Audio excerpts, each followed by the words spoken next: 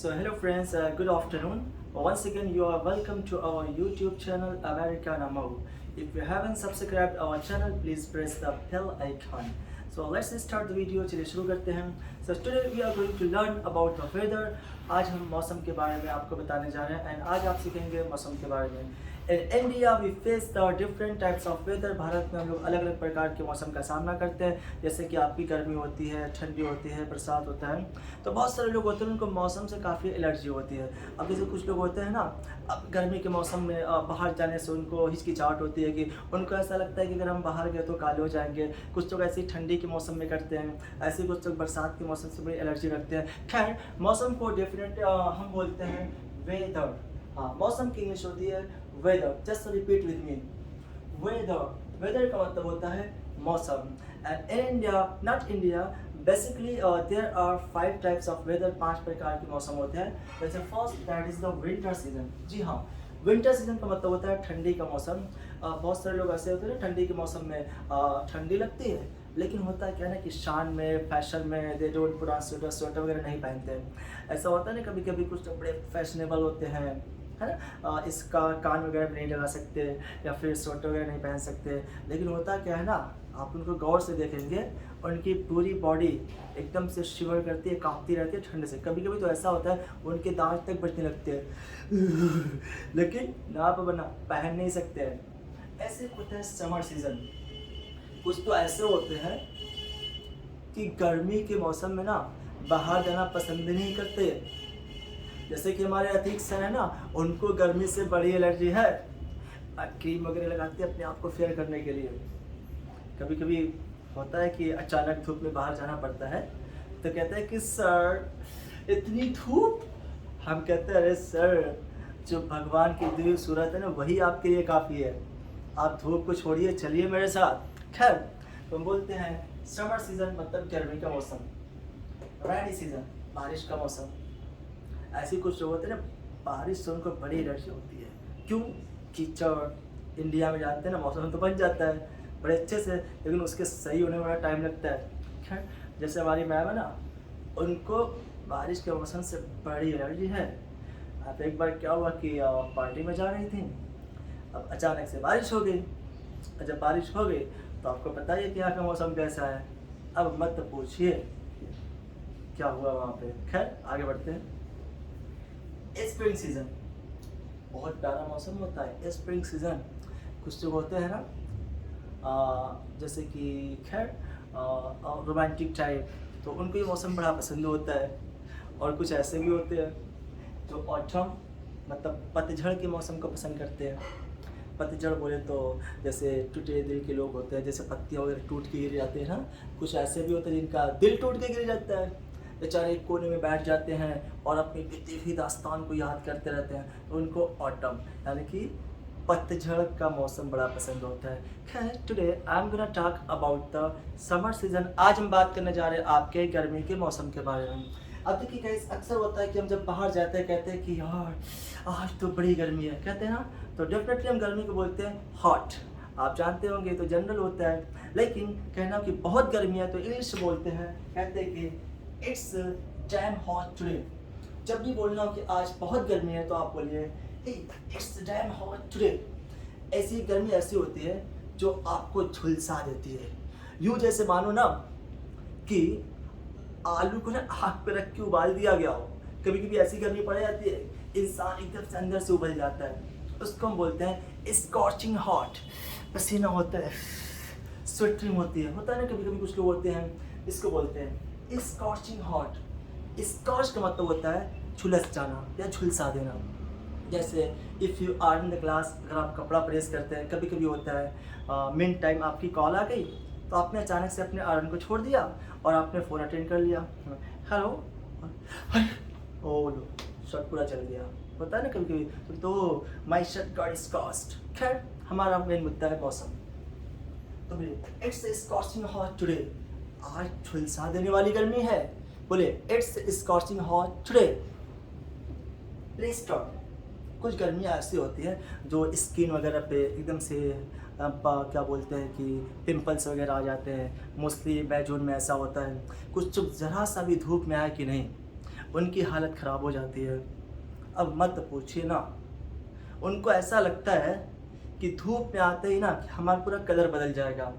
ऐसा थोड़ी होता है, जो भगवान ने आपको बना दिया, आप अति सुंदर हैं, हम पहले बता दे रहे हैं। हाँ, ये नहीं कि आप फेयर लवली फेयर हैंडसम बना के अपने आप को बदल सकते हैं, नहीं। काले हैं तो क्या, पर दिल वाले हैं मत भूलिएगा। खैर, तो ब्लिस्टर का मतलब होता है छाला। अब ऐसे तो नहीं पता चलेगा ना जब तक छाला पड़े ना। अब ऐसे बोलने में कहाँ फीलिंग आएगी, नहीं, बिल्कुल नहीं। अब जैसे भाई देख रहे बेचारे, आपने देखा होगा लास्ट लॉकडाउन में जो मजदूर अपना कहाँ कहाँ से पैदल चल के आए थे, उनके पैरों में छाले पड़ गए थे। ऐसे कभी कभी होता है कि इंसान के मुंह में छाला पड़ जाता है, तो हम छाले को बोलते हैं ब्लिस्टर। ब्लिस्टर का मतलब होता है छाला। कुछ लोग बहुत ज़्यादा बोलते हैं, इतना पटर पटर करते हैं कि बोलते बोलते उनके मुंह में छाले पड़ जाते हैं, है ना। बोलने से मुंह में छाले नहीं पड़ते हैं, बता दे रहे हैं। हाँ, कभी होता है कि इंसान कॉफ़ी पीता है, अभी कभी कॉफ़ी को पिया नहीं, फर्स्ट टाइम कॉफ़ी पी रहा, ऊपर से पूरा झाग होता है ना, पूरे मुंह में उनके छाले पड़ जाते हैं। खैर, आगे बढ़ते हैं। बोले इट्स अ ब्लिस्टिंग हॉट टुडे, आज तो एकदम से पपले पड़ा देने वाली गर्मी है। खैर, जब बहुत ज़्यादा गर्मी होती है, when it too much hot, तो अक्सर होता है कि जो आपके ऊपर प्रहार होता है ना, वो हवाई का प्रहार होता है। तो अगर हवा को हम बोलते हैं, तेज़ हवा को या गर्म हवा को हीट वेव्स। अगर बोलना हो कि गर्म हवाएं चल रही हैं, बोलिए हीट वेव्स और ब्लोइंग। ब्लो का मतलब होता है बहना चलना। जब भी बोलना हो कि गर्म हवाएं चल रही हैं, तो आप मेरे साथ बोलिए हीट वेव्स और ब्लोइंग। फिर से बोल दीजिए हीट वेव्स और ब्लोइंग। नो नो, सिर्फ वीडियो देखना नहीं है, मेरे साथ साथ देखते हुए बोलना भी है, हीट वेव्स और ब्लोइंग। क्योंकि बोलने से बोलना आता है, स्पीकिंग कम्स बाय स्पीकिंग। खैर, तो आपने सुना होगा, कुछ लोग बोलते हैं पुरवा चल रहा है, कुछ लोग बोलते हैं पछुआ चल रहा है। मीन्स पुरवा पवन पछुआ पवन, दैट्स वेरी सिंपल। बोलते हैं easterly waves and westerly wave. East का मतलब कि पूरब और वेस्ट मतलब पश्चिम, मतलब पूरब पश्चिम। तो खैर, बोले easterly waves are blowing and westerly waves are blowing. पूर्वा पवन चल रहा है एंड पछुआ पवन चल रहा है। खैर, लेट्स मूव अहेड, आगे बढ़ते हैं। तो जब बहुत ज़्यादा गर्मी होती है तो आप एक दूसरे को सजेस्ट करते हैं, जैसे घर का छोटा बच्चा होता है, हे छोटू छोटू बाहर मत जाना, लू लग जाएगी, लू। आप बोलते हैं ना लू। अब देखिए गाइस, द वर्ड लू, दैट्स अ वेरी सिंपल। लू वर्ड बड़ा आसान है। लू का मतलब क्या, आपको लू लग गई, मतलब क्या, आपके ऊपर हीट वेव्स का प्रहार हो गया, गर्म हवा का प्रहार हो गया। तो लू तो आपका हिंदी वर्ड है, लेकिन लू इंग्लिश में भी यूज़ किया जाता है, लेकिन उसका मतलब वो लू नहीं होती है। लेकिन हाँ, कनेक्शन बड़ा अच्छा है, हम आपको समझा रहे हैं, देखिए कैसे। टॉयलेट, टॉयलेट का मतलब क्या होता है, शौचालय, पता होगा ना। देखिए, एक होता है शौचालय, और आप लोग बोलते होंगे शौचालय, सोचने की जगह। होता है ना, कुछ लोग इंसान कुछ भूल जाता है तो कहता है कि चलो याद कर लें, तो कहाँ जाके याद करता है, शौचालय में। अब भाई अलग अलग प्रकार के लेजेंड होते हैं, कुछ लोग बात भूल गए तो डेफिनेटली लेजेंड ब्रूस होते हैं, बाल को ऐसे से ओह गॉट इट, याद आ गया। या फिर कुछ ऐसे होते हैं, कोई बात भूल गए, सीधे शौचालय में जाते हैं और निकलते ही खुश याद आ गया, याद आ गया, याद आ गया, होते हैं ना। या फिर कुछ ऐसे भी होते हैं, जैसे फॉर एग्जाम्पल, जैसे मैम लोग होती हैं, जब कोई बात भूल जाते हैं तो बड़ा प्रोफेशनली, बड़ी एक्टिंग के साथ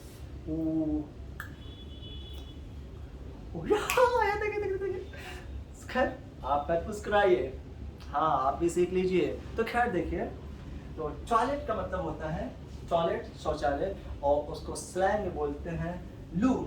लेकिन आपके हिंदी लू का और टॉयलेट का बड़ा अच्छा कनेक्शन है। जब किसी इंसान को लू लग जाती है ना, तो वो बार बार टॉयलेट की तरफ दौड़ के जाता है। एनीवे, हम लू को बोलते हैं सन स्ट्राइक, सॉरी सन स्ट्रोक। हाँ, स्ट्रोक का मतलब होता है प्रहार। बिल्कुल आपने सही समझा, वही बैटिंग जो कहते हैं ना, अरे यार सचिन तेंदुलकर का क्या स्ट्राइक, स्ट्रोक, विराट कोहली का स्ट्रोक है ना, क्रिस गेल का स्ट्रोक, मैक्सवेल का स्ट्रोक। तो स्ट्रोक मतलब वही प्रहार, ताबड़तोड़। तब देखिए, उसको बोलते हैं सन स्ट्रोक। हाँ, जैसे बोलते हैं ना, अरे विराट कोहली ताबड़तोड़ बैटिंग कर रहा है, क्रिस गेल ताबड़तोड़ बैटिंग कर रहा है, ऐसे मैक्सवेल, या फिर और भी बहुत सारा। तो आईपीएल में बहुत सारे नए नए खिलाड़ी आ गए हैं। अब देखिए सन स्ट्रोक, मतलब कि आज इतनी गर्मी है कि सूरज ताबड़तोड़ बैटिंग कर रहा है। मतलब अगर आप बाहर आए कि नहीं, सूरज का प्रहार आपके ऊपर पड़ जाएगा, अर्थात आपको लू लग जाएगी।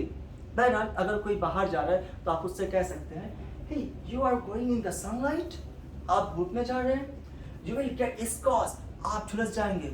छोटू, don't go in the sunlight, you will get scorched, आप झुलस जाओगे। अगर आप इस वीडियो को धूप में बैठ के देख रहे हैं ना तो अंदर आ जाए, अदरवाइज यू विल गेट स्कॉच्ड, नहीं तो आप झुलस जाएंगे। खैर लेट्स मूव अहेड, आगे बढ़ते हैं। तो I am talking about the sun stroke, हम लू लगने की बात कर रहे हैं। तो लू को बोलते हैं सन स्ट्रोक। अगर कोई है, आप जैसे छोटू है, आपने कहा है छोटू डोंट गो इन द सन, धूप में नहीं जाना, otherwise you can have sun stroke, नहीं तो आपको लू लग सकती है। बिल्कुल किसी को भी आप सेंटेंस बना के बोल सकते हैं, hey Chhotu don't go in the sun, otherwise you can have sun stroke. For example आपने कहा, yesterday I went in the sun and I had sunstroke, मुझे लू लग गई थी। बोलिए I had sunstroke, मेरे साथ साथ बोलिए, मुझे लू लग गई थी, I had sunstroke। Sir yesterday I couldn't come, कल मैं नहीं आ पाया, cause I had sunstroke, क्योंकि मुझे लू लग गई थी और मुझे बार बार कहाँ दौड़ना पड़ रहा था। आप समझ सकते हैं। खैर लेट्स मूव अहेड। अभी आपने देखा जैसे कि सन का मतलब सूरज भी होता है और सन का मतलब धूप भी होता है। तो धूप के लिए और भी अलग से वर्ड आता है, जैसे बोलते हैं संडे। हाँ, संडे का मतलब वही धूप, सनलाइट इसका मतलब वही होता है धूप, सनशाइन इसका मतलब वही होता है धूप, एंड अदर सनबीम इसका भी मतलब होता है धूप की किरण, या फिर जो भी आप अपने हिसाब से समझ जाए बेहतर होगा। खैर तो जो एग्जैक्टली जो धूप होती है, हम धूप को बोलते हैं सन, और उसके अलग अलग वर्ड है, अलग अलग नाम है, जिसको आप सिनोनिम्स का नाम दे सकते हैं। ऐसे एक वर्ड है पन। पन का मतलब होता है ऐसा शब्द जिसके कई अर्थ होते हैं, या फिर जिसको हम बोलते हैं एम्बिगस वर्ड। बोलिए एम्बिगस, मेरे साथ बोलिए, पन और एम्बिगस, हाँ दोनों अलग अलग है लेकिन दोनों सिनोनिम्स है। द वर्ड एप्रिसिएट, जैसे एप्रिसिएट वर्ड है, एप्रिसिएट का मतलब होता है सुनना, सिर्फ सुनना नहीं होता है। एप्रिसिएट का मतलब होता है ध्यान देना, एप्रिसिएट का मतलब होता है तवज्जो देना, एप्रिसिएट का मतलब होता है आनंद उठाना भी। जैसे मैंने कहा, प्लीज एप्रिसिएट दिस वीडियो, हाँ इस वीडियो को ध्यान से सुनिए।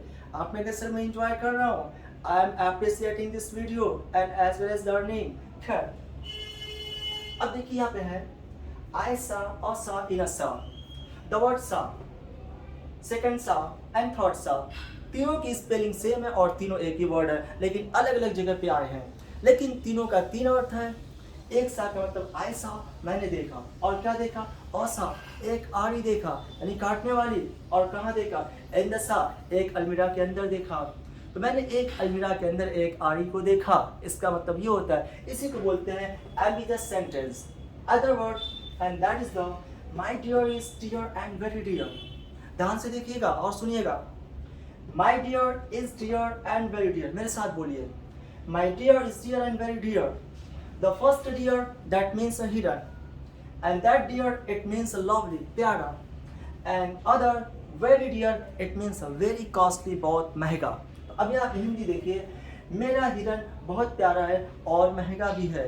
तो ऐसे देखिए, अब यहाँ पे जो डियर है ना, इसकी स्पेलिंग अलग है और इस डियर की स्पेलिंग अलग है, लेकिन साउंड दोनों का सेम है। तो बहुत सारे वर्ड ऐसे होते हैं जो स्पेलिंग अलग होती है लेकिन एक तरीके से बोले जाते हैं, तो ऐसे वर्ड को हम बोलते हैं होमोफोन्स। हाँ बोलिए होमोफोन्स। होमोफोन्स ऐसे शब्द को कहा जाता है जो बोलने में एक होते हैं लेकिन उसकी जो स्पेलिंग होती है वो अलग होती है। फॉर एग्जाम्पल SOME सम, सम का मतलब थोड़ा, एंड SUM सम का मतलब होता है कंप्लीट, टोटल। अब देखिए थोड़ा और टोटल, साउंड दोनों का सेम है लेकिन स्पेलिंग अलग है और मीनिंग भी अलग है। डियर एंड डियर, सी समुद्र, एंड सी लुक देखना। खैर अब देखिए, she sells on the sea sells. अब देखिए यहाँ पे एक आया सेल्स बेचना, एक आया शेल्स वो जो एक प्राणी का नाम है, and on the sea sells sea shore यानी समुद्र का किनारा। अब ध्यान से मेरे साथ साथ बोलिएगा, दोहराइएगा, she sells on the sea शोर। इसको हम बोलते हैं टंग ट्विस्टर। अब देखिए एक टंग ट्विस्टर भी है, एक एम्बिगियस भी है और होमोफोन्स भी है। तीनों का कॉम्बिनेशन आपके सामने मैंने दे दिया। She sells sea shells on the sea shore. हाँ, इतना आसान नहीं है, थोड़ा स्पीड के साथ बोल के दिखाइए मेरे साथ साथ। She sells on the sea shore. फिर से बोलिए। हाँ, she sells on the sea shore. No no no, repeat again, गलत नहीं जाएगा, सही बोलिएगा। Practice makes perfect. अगला टंग ट्विस्टर देखते हैं। Upper roller and lower roller. That's not easy to speak, say again. upper roller lower roller, upper roller lower roller, upper roller lower roller. You can make the sentence various kind of tongue twister. जैसे कुछ sentence ऐसे होते हैं ना जो आपकी जबान को तोड़ के रख देते हैं। जैसे आपने सुना होगा, कुछ लोग कहते हैं वो अलग अलग सॉन्ग होते हैं, वो पिंगू पकड़े पका पपीता क्या होता है ना, तो ऐसे भी आप क्रिएट कर सकते हैं, बना सकते हैं। सो दैट आपने सीखा अबाउट द वेदर, मौसम के बारे में। तो जनरली आप कैसे बता सकते हैं, it's damn hot today and it's scorching hot today and it's blistering hot today and sun stroke का मतलब होता है लू। तो अलग अलग तरीके से आप सेंटेंस क्रिएट कर सकते हैं, बना सकते हैं। तो लेट्स मूव अहेड, चलिए आगे बढ़ते हैं और देखते हैं कि आपका अगला सेंटेंस, अगला वर्ड क्या। So well, let's see. Don't go in the sun, it's blasting hot. You can have sunstroke. जी हाँ, बिल्कुल, धूप में मत जाइए, पपले पड़ा देने वाली गर्मी है, आपको लू लग सकती है।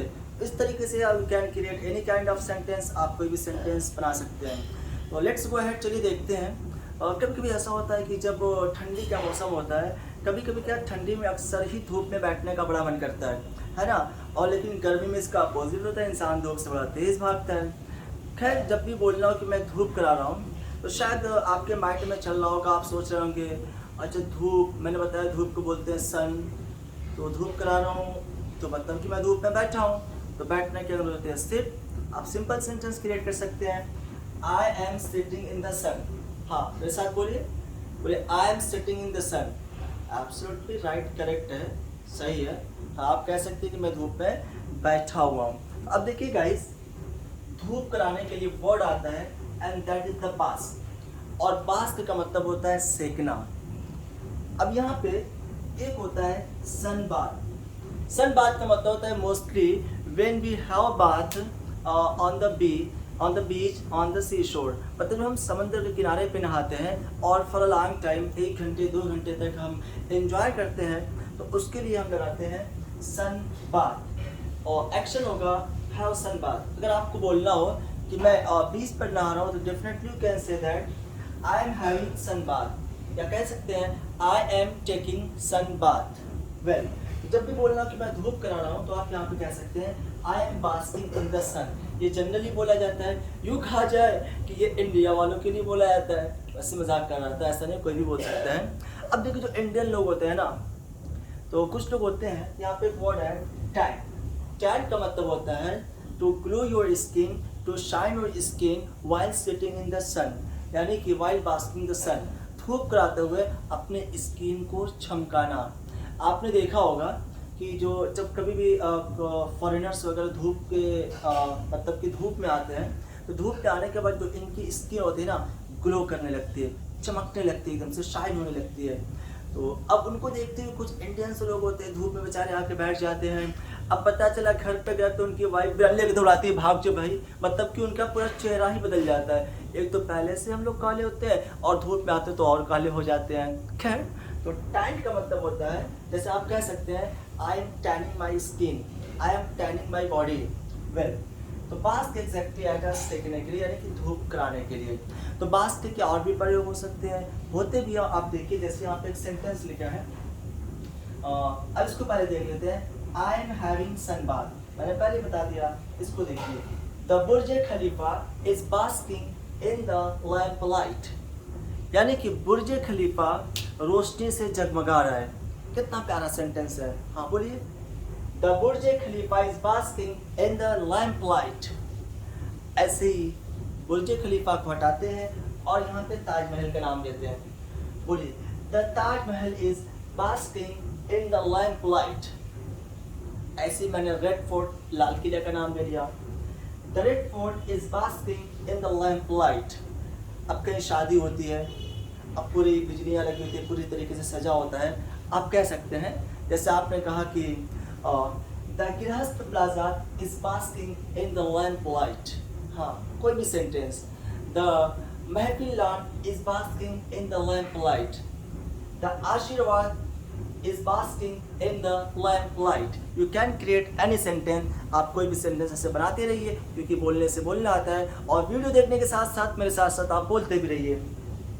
Well, just let's go ahead.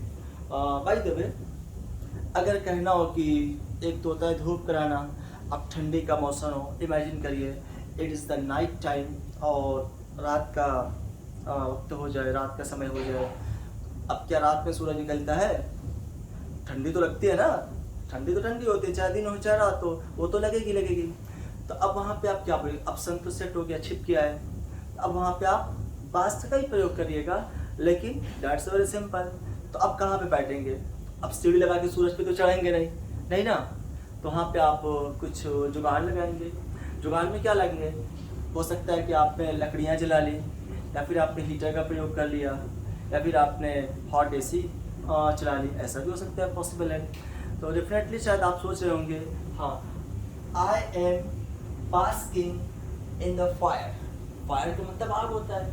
मैंने बताया बास्क का मतलब सेकना, और मैं सेक रहा हूँ. बोले आई am basking in the fire. हाँ, एकदम आपने सही पकड़ा है, सही बोला है आपने. हाँ, आई am basking in the fire मतलब पता है क्या हुआ है? इतना अच्छा सीखेंगे, इतना अच्छा सीखेंगे कि दोबारा नौबती नहीं आएगी. मतलब कि एक एक हड्डियाँ आपकी जल की राख हो जाएंगी. आपने से आग लगा लिया और अगिए में कूद गए, और उसी में बैठ के सेक रहे हैं अपने आप को, है ना. तो सेंटेंस का सही होना बहुत ज़रूरी है, नहीं तो पूरा अर्थ ही बदल जाएगा. ऐसे कभी मत बोलिएगा I am basking in the fire. वैसे भी आज देख ही रहे हैं इंडिया में ड्यू टू कोविड-19 की वजह से मैनी पीपल्स आर डाइंग. मतलब हज़ारों लोग, जो कहा जाए कि लोग मर रहे हैं, है ना. अब देखिए ना, क्रेमेटोरियम में, शमशान घाट में, वहाँ पे मतलब कि लकड़ियाँ नहीं मिल रही, चाहे कि लोग नहीं मिल रहे. People are totally tired. लोग थक चुके हैं पूरी तरीके से. तो स्टे होम, स्टे सेफ, घर पे रहिए, सुरक्षित रहिए. बहरहाल हाँ, तो ये बड़ा खतरनाक है ना, आई am basking in the fire. कहीं ऐसा ना हो कि अगर आप सेंटेंस बोला और इस सेंटेंस के चक्कर में मालिक ने सुन लिया, तो आप भी इसका शिकार हो सकते हैं. थोड़ा सा बच के रखिएगा. है तो आप सिंपली बोलिएगा I am basking by the fire. हाँ, मैं आग सेक रहा हूँ. सिंपल बोलिए I am basking by the fire, या फिर I am basking by the heater.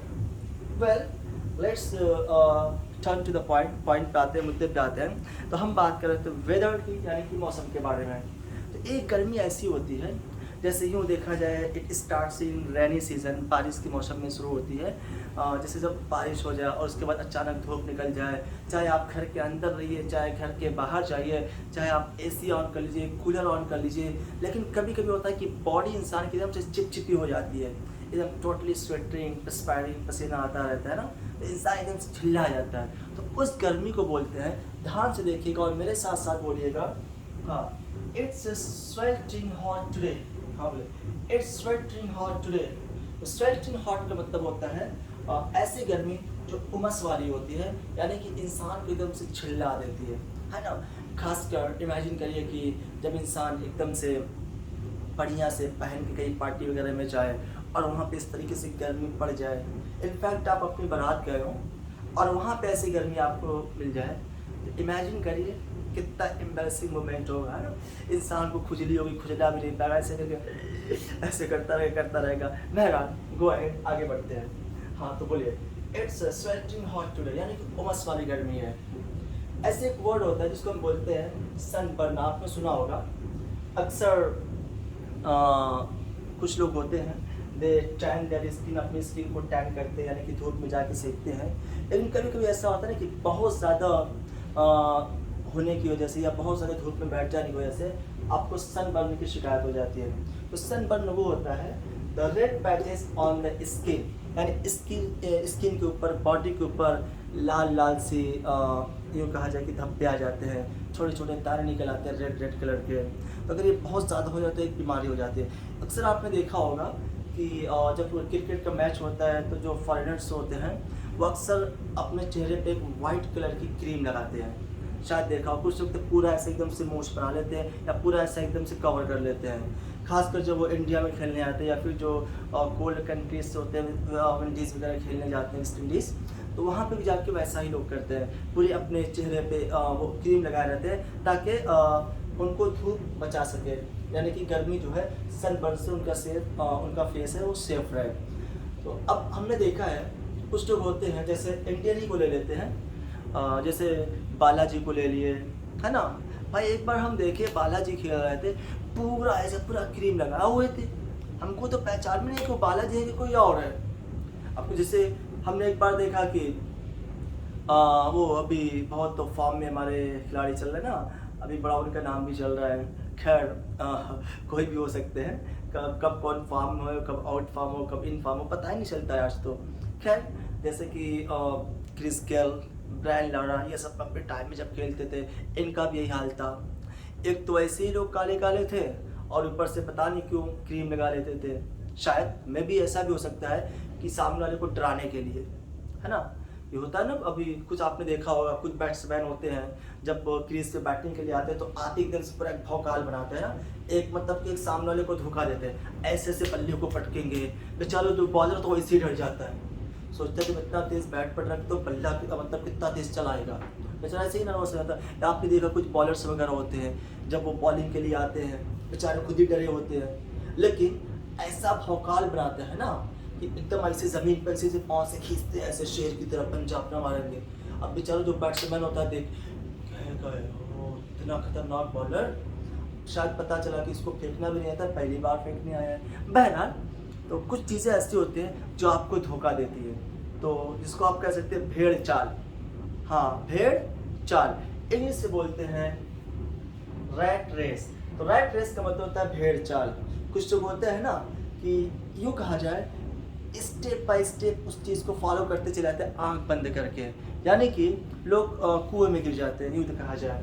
बोलिए इट्स रैट रेस, ये एक भेड़ चाल है। हाँ, डोंट फॉलो रैट रेस। अब भैया जब कंप्यूटर आया तो हमने देखा लोग घर घर में कंप्यूटर पढ़ाने लगे, ये नहीं देखे इसमें कैरियर क्या है, क्या होगा क्या नहीं होगा। ऐसे बहुत सारे लोग हैं, डूडस आ जाता है चल देते हैं अंग्रेजी सिखाने, दुकान खोल के बैठ गए। अरे इतना आसान नहीं है भाई। हाँ, अब ऐसा नहीं कि अगर एक आदमी कोई काम करे तो आप भी उसी को फॉलो करते चलेंगे, उसी को करते हुए, नहीं, बिल्कुल नहीं। तो इस तरीके की चीज़ों को बोलते हैं रैट रेस, यानी कि भेड़ चाल। तो जब भी आपको कहना हो ये भेड़ चाल है तो आप कह सकते हैं, बोले इट्स रैट रेस। हाँ, आप किसी को एडवाइस कर सकते हैं, सजेस्ट कर सकते हैं, excuse me, he don't follow rat race. हाँ, भेड़ चाल का पीछा मत करिए, अर्थात अपने आप को कुएं में डालिए, आप कह सकते हैं। ओवरऑल तो कभी कभी कुछ गर्मियाँ ऐसी होती हैं जो बहुत ज़्यादा होती हैं, उसको हम बोलते हैं सल्ट्री हॉट। बोले इट्स सल्ट्री हॉट टुडे, यानी कि आज बहुत ज़्यादा गर्मी, एकदम too much hot, you can say that. कभी कभी होता है कि एक्सेस ऑफ ह्यूमिडिटी, यानी कि बहुत ज़्यादा नमी के कारण या उसकी अधिकता की वजह से अचानक बारिश हुई, उसी में धूप निकल गई, मौसम एकदम से होता है ना कि इंसान का सांस लेना मुश्किल हो जाता है, एकदम से अफनाने लगता है, अफनाहट होती है। तो आप कह सकते हैं, देखिए सफोकेशन का मतलब होता है घुटन। तो आप कह सकते हैं मुझे घुटन हो रही है, बोले आई एम सफोकेटिंग। जब भी कहना हो मुझे घुटन हो रही है तो आप क्या बोलेगा, बोले I am suffocating. That's a very simple, बड़ा आसान है। तो guys today you learn about whether, आज आपने मौसम के बारे में सीखा है। So please keep on speaking, बोलते रहिए और साथ साथ वर्डों को लिखते रहिए, रिहर्सल करते रहिए, प्रैक्टिस करते रहिए, because you know that practice makes a perfect. खैर इट्स इनफ फॉर टुडे, आज के लिए इतना काफ़ी है। And thank you so much once again for the appreciation of my video, and don't forget to press the bell icon and subscribe our channel. So thank you so much, bye bye, ciao, and nice meeting you. Have a good day.